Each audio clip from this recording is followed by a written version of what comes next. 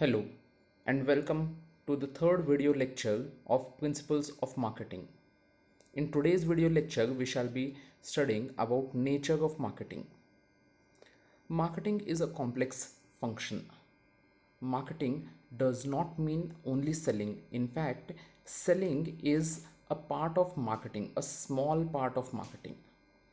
Many people feel that selling and marketing are analogous or synonyms of each other, but it is not so. Marketing involves lot of other functions apart from selling. Selling is just one part of marketing. To develop better understanding about what marketing actually is or what are the things that are involved in marketing, let us understand first the nature of marketing. So what is the nature of marketing? If we look closely into this, marketing or nature of marketing has many various aspects. The first one says that it is a managerial function.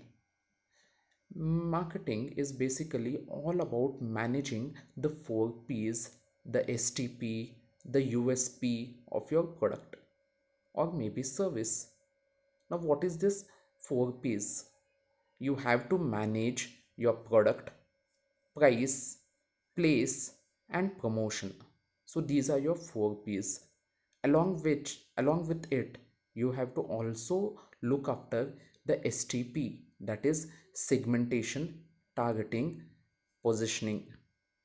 During positioning or during the marketing process, you will be setting up your USP, that is your unique selling proposition.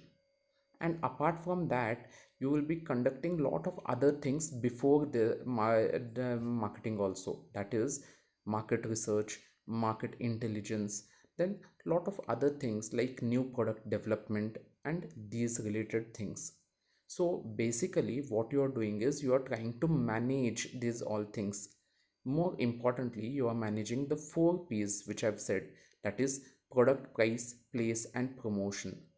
That is why we consider marketing as a managerial function. The second thing says that marketing is a human activity. Yes, marketing is definitely a human activity. It is done by humans for the purpose of humans.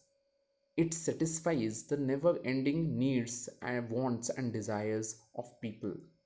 It is done by people, that is managers, for satisfying the needs of customers, and hence it is a human activity. Next, it says that marketing is an economic function. Yes, marketing is definitely an economic function. We purchase in marketing, we sell in marketing, we try to generate revenues, we try to generate sales, and thereby we try to get more and more profit. We do marketing with a profit motive, and hence marketing is an economic function. Marketing is both an art as well as science. We know this, that creating demand in the market is an art, whereas when we talk about understanding the data of the market, that is when we are forecasting what might be the sales in the coming future, that is in the next quarter, next year, or understanding the human behavior, consumer psychology, these all things are covered under science, and hence marketing is not only art but it is also science, or vice versa. We can say that marketing is not only science but it is also an art. Then it is customer centric. Definitely marketing has to be customer centric. Marketing strategies are framed with the motive of customer acquisition, and hence all the marketing strategies are drawn to attract the customer, keeping in mind his or her interests. So these are the things that we consider, and that is why we say that marketing is always customer centric. And because marketing is customer centric, we get the next point, that is marketing is customer oriented. Marketing is definitely customer oriented because it practices market research. Market research is basically we try to find out certain things about the consumer's taste and preferences. We also try to find out something about the market, what might be the product that the customers are ready to purchase. So these all things, when you are collecting data from the market to understand which type of product is to be launched into the market, or what are the changes you have to do in the 4 P's that you have of a product or a service. So this your information you will get through market research. And because you are practicing market research and surveys to understand the customers opinions, the customers tastes and preferences, the customers expectations, that is why we say that marketing is customer centric. Marketing is goal oriented. Yes, marketing is goal oriented. With respect to the seller, what is the goal of the seller? The goal of the seller is to generate more and more revenues to sell his products, and also to generate enough profit for him, that is to be profitable. On the other hand, the consumer's goal is satisfaction, that is he wants to purchase products in the best cost possible, and he wants to get the maximum satisfaction level, that is his needs, that is unfulfilled needs and desires have to be satisfied. That is the buyer's goal. And hence we say that marketing, because we do not consider only the seller in marketing, we consider the customer also in marketing, that is we follow a very holistic approach. That is why both the goals, that is of the buyer as well as of the seller, will be satisfied or met in marketing. The next thing is that it is an interactive activity. Definitely marketing is an interactive activity. Marketing is all about exchanging information, ideas between the seller and the buyer. So that is why continuous information data flows from the market, that is from the consumers to the company.